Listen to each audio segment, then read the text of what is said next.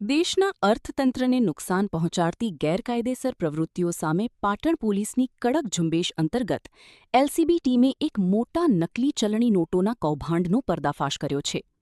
ચાણસ્મા તાલુકાના દેલમાલ ગામે આવેલી શિવાય ઇન્ફોટેક નામની ઝેરોક્સની દુકાનમાં રેડ પાડીને પોલીસે ₹500ના દરની કુલ 492 નકલી નોટો અને પ્રિન્ટિંગના સાધનો સહિત કુલ ₹1,01,100નો મુદ્દામાલ જપ્ત કર્યો છે. આ કેસમાં 2 આરોપીઓની ધરપકડ કરવામાં આવી છે, જ્યારે અન્ય 3ને પકડવા ચક્રો ગતિમાન કર્યા છે. એલસીબી પાટણની ટીમને ચોક્કસ બાતમી મળી હતી કે દેલમાલ ગામે ઝેરોક્સની દુકાનની આડમાં નકલી નોટો છાપવામાં આવી રહી છે, જેના આધારે પંચો અને એફએસએલ અધિકારીની હાજરીમાં સંયુક્ત રેડ કરવામાં આવી હતી.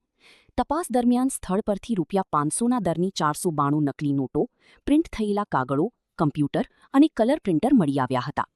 પોલીસે સ્થળ પરથી મુખ્ય આરોપી નિકુલજી હમીરજી ઠાકોર રહી દેલમાલ અને એક કાયદાના સંઘર્ષમાં આવેલા બાળ કિશોરની અટકાયત કરી છે.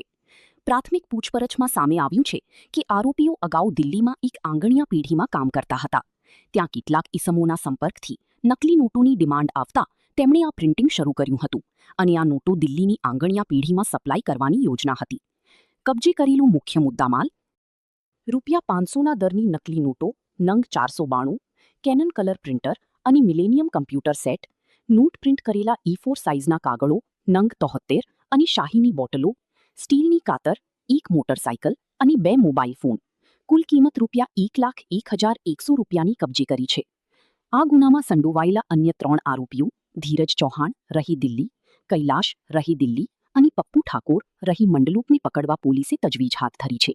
આ કૌભાંડ કેટલા સમયથી ચાલતું હતું અને અન્ય કોણ સામેલ છે તે દિશામાં ચાણસ્મા પોલીસ વધુ તપાસ ચલાવી રહી છે. એલસીબીની ટીમને એવી બાતમી મળી હતી કે ચાણસ્મા પોલીસ સ્ટેશન વિસ્તારના દેલમાલ ગામે એક શિવાય ઇન્ફોટેક નામની કંપનીમાં ઝેરોક્સ સંબંધિત કાર્યવાહી ચાલી રહી છે અને આ ઝેરોક્સની દુકાનની આડમાં જે નકલી ઇન્ડિયન કરન્સી છે, ફેક ઇન્ડિયન કરન્સી છે, એનું પણ પ્રિન્ટિંગ થઈ રહ્યું છે. આ બાતમીના આધારે ચાણસ્મા પોલીસની ટીમે અને પાટણની એલસીબીની ટીમે એક સંયુક્ત રેડનું આયોજન કર્યું હતું. આ રેડ દરમિયાન પંચો અને એફએસએલ અધિકારીને લઈને આ જે શિવાય ઇન્ફોટેક નામની ઝેરોક્સ કંપની છે, આ ઝેરોક્સની દુકાન છે, એની ઉપર રેડ કરતા જે ફેક ઇન્ડિયન કરન્સી નોટ છે એ ઝડપી પાડી હતી. આ ફેક ઇન્ડિયન કરન્સી નોટની વાત કરીએ તો 500ના દરની ભારતીય ચલણની ટોટલ 492 નોટો એલસીબીની ટીમે ત્યાં સ્થળ ઉપર જ સીઝ કરી હતી અને જે આ પ્રિન્ટિંગનું કામ કરતા હતા એવા 2 આરોપીને પણ ઝડપવામાં એલસીબીની ટીમને સફળતા મળી છે.